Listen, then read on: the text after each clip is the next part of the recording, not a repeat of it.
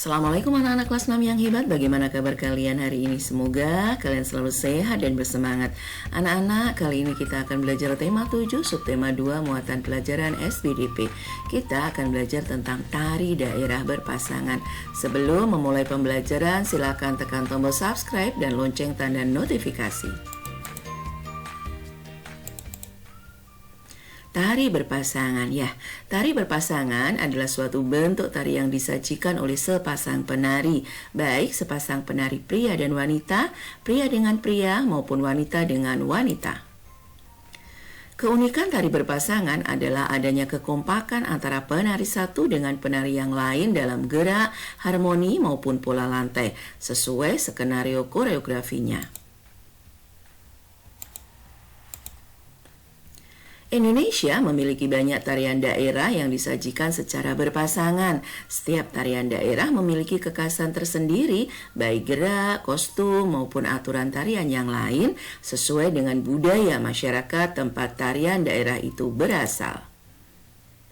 Kalian bisa mengetahui berbagai tarian daerah berpasangan Indonesia dengan membaca buku tema 7 halaman 65 sampai dengan 69. Nah, berikut ini kita pelajari beberapa tarian daerah berpasangan.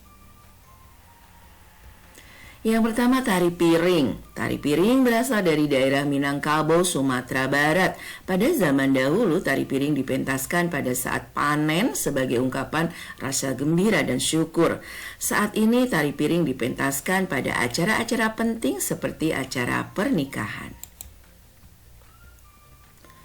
Selanjutnya, tari serampang 12. Tari serampang 12 terkenal di daerah Melayu seperti Melayu Deli, Sumatera Utara, Ranah Minang, Sumatera Barat, dan Pekanbaru, Riau.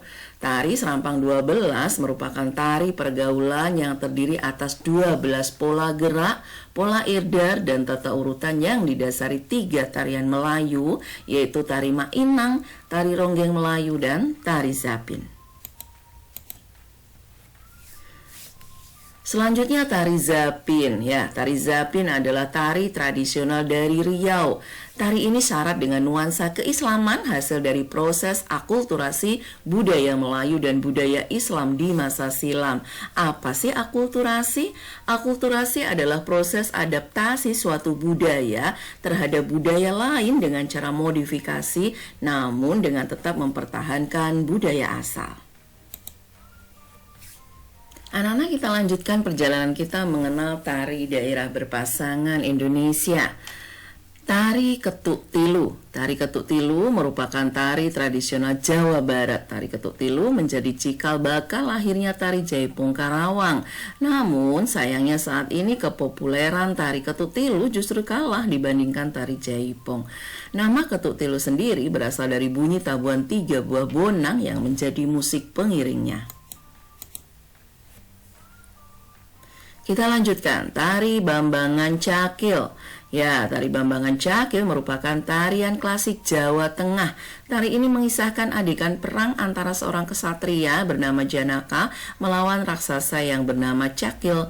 Janaka yang lemah lembut sebagai lambang kebaikan, sebaliknya Cakil yang kasar, sombong, dan beringas melambangkan kejahatan. Makna yang terkandung dalam tarian ini ialah bahwa segala bentuk kejahatan pasti akan kalah dengan kebaikan. Selanjutnya, tari gandrung. Tari gandrung adalah tari tradisional dari Banyuwangi, Jawa Timur. Dalam pementasannya, tarian ini didukung unsur penari, pemusik, alat musik, nyanyian, dan gerak tari. Tari gandrung dipentaskan sebagai perwujudan rasa syukur masyarakat setelah panen, sehingga penyelenggaraan tarian ini dipenuhi suasana kegembiraan dan hiburan. Anak-anak, ayo kita lanjutkan belajarnya dengan mengenal unsur-unsur tari. Unsur yang pertama adalah gerak. Gerak tari adalah serangkaian gerakan indah dari anggota tubuh yang dapat dilihat oleh orang lain. Gerak terbagi menjadi 2, yaitu gerak murni dan gerak maknawi. Gerak murni sendiri adalah gerak yang tidak mengandung arti, misalnya memutar pergelangan tangan atau mengibaskan selendang. Sedangkan gerak maknawi adalah gerak yang mengandung arti, misalnya menirukan gerakan kepakan sayap kupu-kupu atau menirukan gerakan memanah. Selanjutnya tata busana. Ya, tata busana meliputi semua pakaian yang dikenakan penari saat menari di atas pentas. Tata busana disesuaikan dengan konsep, tema, karakter, dan bentuk tarian. Lalu tata rias. Saat mempertunjukkan sebuah tarian, seorang penari harus merias wajahnya. Tujuan rias wajah adalah mengubah tampilan wajah penari sesuai dengan karakter tarian yang dibawakannya. Unsur selanjutnya adalah iringan tari. Iringan tari merupakan bunyi-bunyian untuk mendukung suasana pementasan suatu tarian. Iringan tari bisa berasal dari alat musik, gerakan anggota tubuh seperti tepuk tangan atau hentakan kaki, siulan atau nyanyian. Unsur selanjutnya adalah properti tari. Ya, properti tari meliputi semua alat yang digunakan oleh penari dalam melakukan gerakan tari.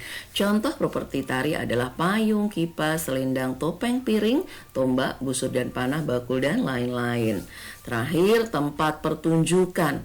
Tempat pertunjukan tari disebut panggung atau pentas. Jenis pentas tari ada dua, yaitu pentas tertutup dan pentas terbuka. Pentas tertutup diadakan di dalam ruangan, misalnya ruang kelas, gedung kesenian, atau aula. Sedangkan pentas terbuka diadakan di luar ruangan, misalnya di lapangan, di halaman sekolah, bahkan di jalan.